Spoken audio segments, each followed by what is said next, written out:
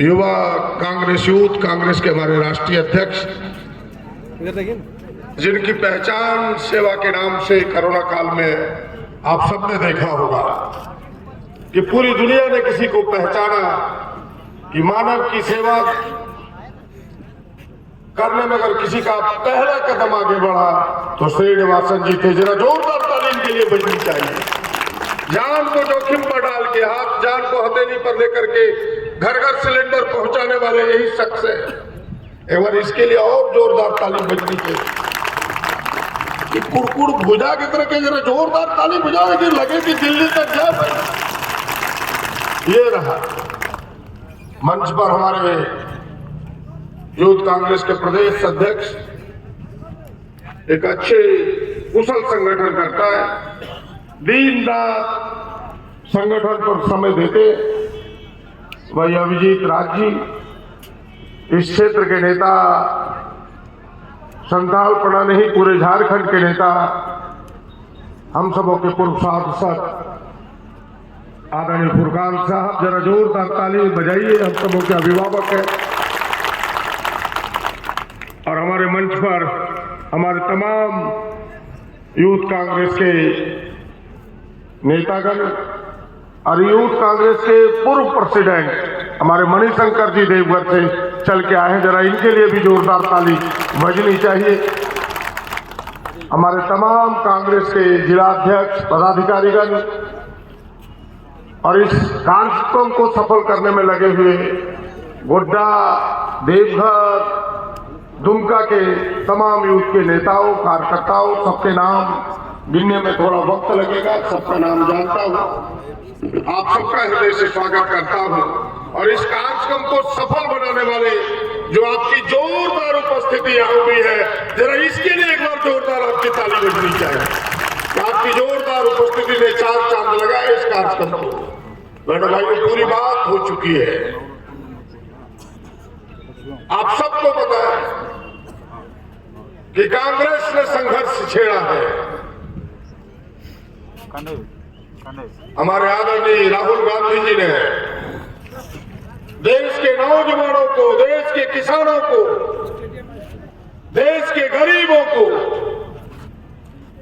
देश के महिलाओं को हक दिलाने के लिए, न्याय दिलाने के लिए फिर से एक बार 6000 किलोमीटर की यात्रा प्रारंभ की है और उसी के संकल्प को, उसी के न्याय की यात्रा को सफल बनाने के लिए हम सब यहाँ युवा संकल्प लेते हैं। जरा हाथ उठा करके एक बार कहिए, हम सब उनके संघर्ष के साथ हैं।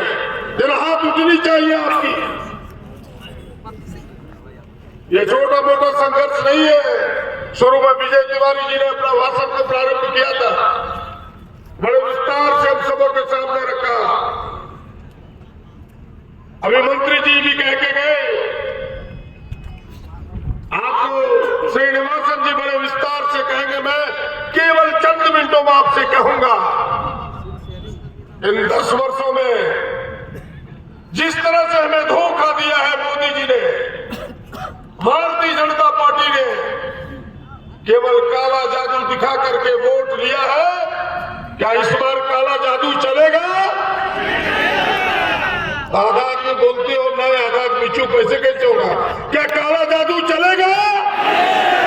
नहीं चलेगा। इधर बताओ भाई, काला जादू चलेगा? नहीं चलेगा। इस बार नहीं चलेगा काला जादू।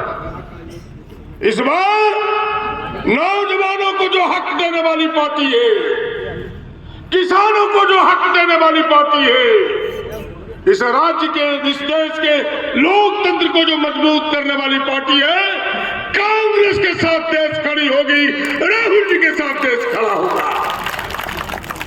बस इतनी ही बात हम सब संकल्प लेने के लिए आए कि हमें उस दिशा में अपने कदम को बढ़ाना है, सच को आम जनों तक पहुंचाना है, क्योंकि जनता भ्रमित है,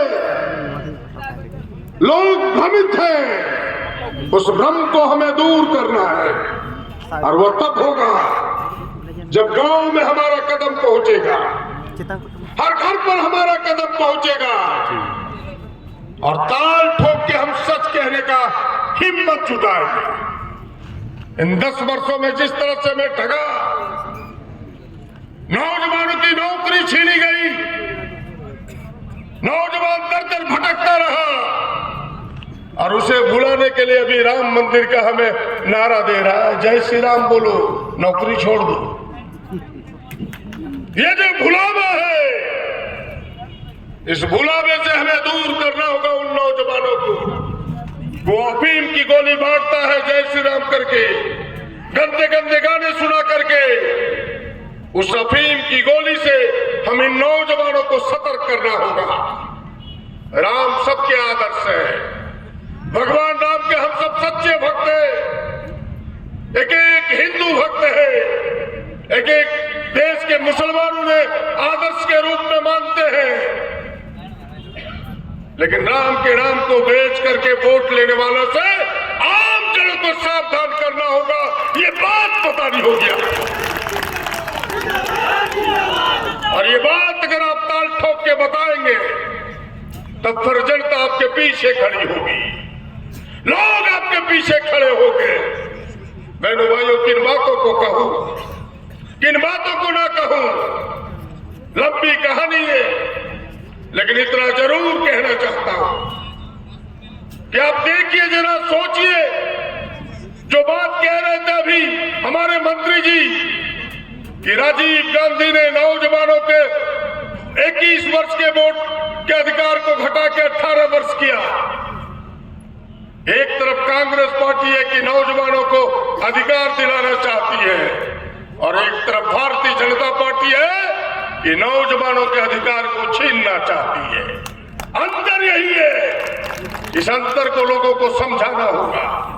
एक तरफ कांग्रेस पार्टी है, जब सत्ता में आए मनमोहन सिंह किसानों की कर्जे की माफी कर दी, पूरे देश में किसानों की कर्जे की माफी हुई, और एक तरफ जैसे ही भारतीय जनता पार्टी आज आई है, अडानी और अंबानी की कर्जे की माफी हो रही है। किसानों की कर्जे की माफी नहीं हुई इन 10 वर्षों में, ये बात बताने की जरूरत है।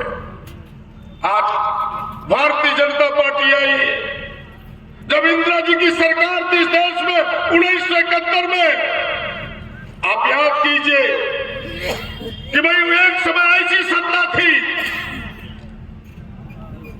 जो प्राइवेट कंपनियां था उसका सरकारीकरण किया जा रहा था। आज जो ईसीएल देख रहे हैं, सीसीएल देख रहे हैं, बीसीसीएल देख रहे हैं, कोयले के खदान तमाम निजी कंपनियों के हाथों में था, निजी लोगों के हाथों में था, बैंक भी निजी लोगों के हाथों में था। इस देश की मजबूती के लिए रातों रात सारे बैंकों का राष्ट्रीयकरण किया गया, कोल खदानों का राष्ट्रीयकरण किया गया, और आज मोदी जी आए हैं, देश की संपत्ति को निजी के हाथों में सौंप रहे हैं। ये अंतर बताने की जरूरत है। ये है कांग्रेस और भारतीय जनता पार्टी में अंतर। बहनों भाइयों, इसलिए मैंने कहा कि लंबी कहानी है। एक कांग्रेस है जिन्होंने देश की आजादी के बाद एक नारा दिया कि इस देश का संविधान होगा जहाँ हिंदू, मुसलमान, सिख, ईसाई सब धर्म के लोग स्वतंत्र रूप से रहेंगे, और एक दूसरे तरफ भारतीय जनता पार्टी है जो हिंदू राष्ट्र की केवल ढपोर संघ की कल्पना करके लोगों को भ्रम में डालना चाहता है, जो संभव नहीं है। केवल ये झुंझुना है, लोगों को बहलाने और फुसलाने का केवल वोट लेने का तरीका है।